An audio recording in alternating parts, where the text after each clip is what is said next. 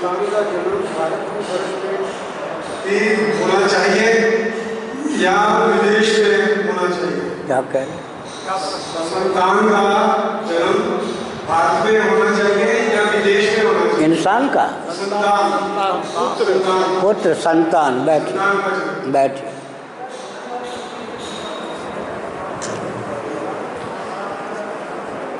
किसकी संतान? हिंदुओं की और किसी और की?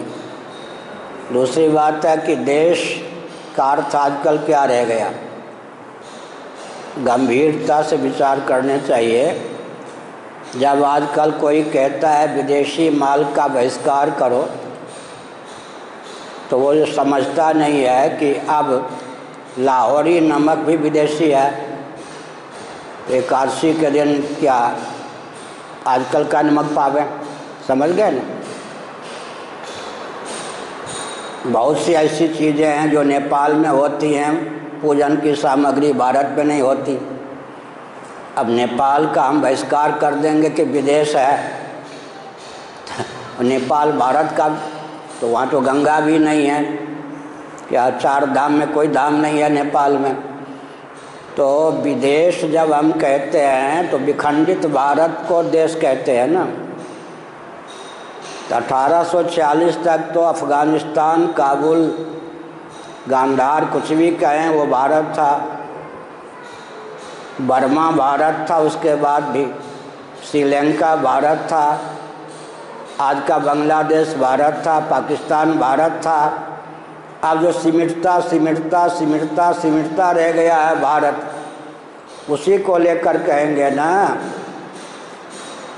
तो पवित्र भूमि जहाँ पर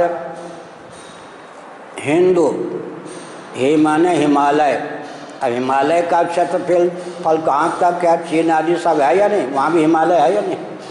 वेदव्यास जी कहाँ रहते थे? सुखदेव जी जनक जी के यहाँ जो आए पैदल, महाभारत में देखिए किन किन पर्वतों को पार करके, उस दृष्टि से देखें तो कहाँ तक भारत था। लेकिन हिंदू में ही का अर्थ होता है हिमालय, हिंदू का अर्थ होता है इंदु सरोवर, कन्याकुमारी। भागवत पाद ने जो 4 पीठों की उद्भावना की, उसमें भी जो 4 धाम हैं, बद्रीनाथ, रामेश्वरम, पुरी, द्वारका, इसको अगर आजकल की दृष्टि से भारत मान के चलते हैं, तब प्रश्न उठता है कि अगर भारत का कोई व्यक्ति है, विशेषकर समुद्र पार के जो देश हैं, वहाँ उसकी उत्पत्ति होती है, तो उत्पत्ति होने पर भी उसमें देवोचित संस्कार का आधान नहीं हो सकता। इतना ही क्यों, मनुस्मृति आदि पढ़िए, भारत में भी अंग वंग मगध, काशी के उस पार मगध जिसको कहते हैं, अंग वंग कलिंग। तो ब्रह्मावर्त गंगा और यमुना के बीच का जो क्षेत्र है सबसे पवित्र माना गया है। भारतवर्ष में भी पवित्रता में तारतम्य है। ब्रह्मावर्त सबसे उत्कृष्ट क्षेत्र माना गया है। एतद्देश प्रसूतस्य, मनुस्मृति का यह वचन ब्रह्मावर्त को लेकर ही है। तो हमने संकेत किया कि कृष्णा, कावेरी, गंगा, यमुना, सरस्वती, नर्मदा, क्षिप्रा, ये सब जो दिव्य जलधाराएँ हैं भारत में आज भी हैं।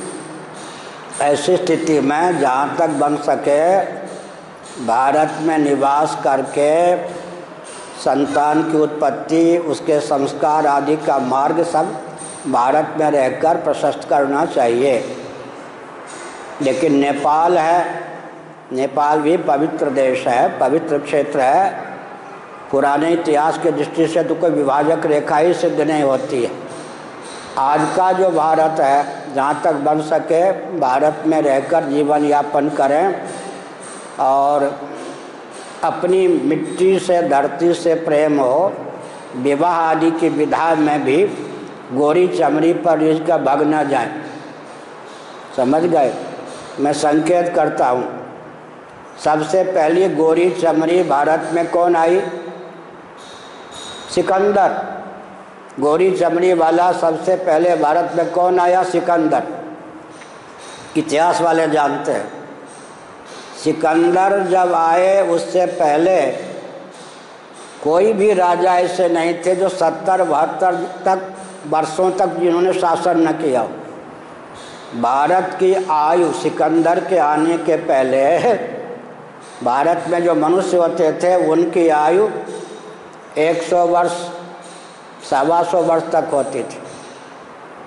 उसके बाद सिकंदर जी के आने के बाद जो रोटी बेटी में एकत्व का क्रम चला, ध्यान गया, औसत आयु घट गई और धीरे धीरे वर्ण संकरता, कर्म संकरता कैसा मार्ग प्रशस्त हुआ कि भारत भूमि की पवित्रता भी विलुप्त होने लगी। बृहदारण्यक उपनिषद के भाष्य में शंकराचार्य जी ने लिखा है, समुद्र पार के जो क्षेत्र हैं,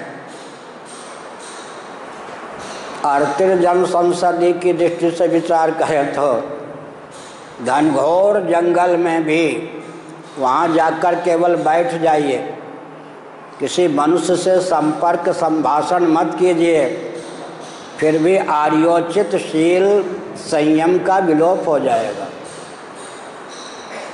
मैं उदाहरण देता हूँ स्कंद पुराण का। काक, कौवा जानते हैं ना, कदाचित इधर उधर का कौवा उड़ता हुआ मानसरोवर के वायुमंडल में प्रविष्ट हो जाए, उस वायुमंडल के योग से वह हंस बन जाता है। काक हंस बन जाता है। स्कंद पुराण। मानसरोवर के सीमा में, उसके जलवायु के सीमा में कौवा का कदाचित उड़ते उड़ते प्रवेश हो जाए तो जलवायु के संसर्ग से वो हंस बन जाता है। इसका मतलब क्या हुआ? जलवायु का असर पड़ता है या नहीं? इसलिए जहाँ तक हो विवाह का संबंध, संतान की उत्पत्ति आदि का संबंध, जो सनातन विधा है, सनातन क्षेत्र है, देश है, उसकी सीमा में हो। आगे कोई प्रश्न पूछो जी।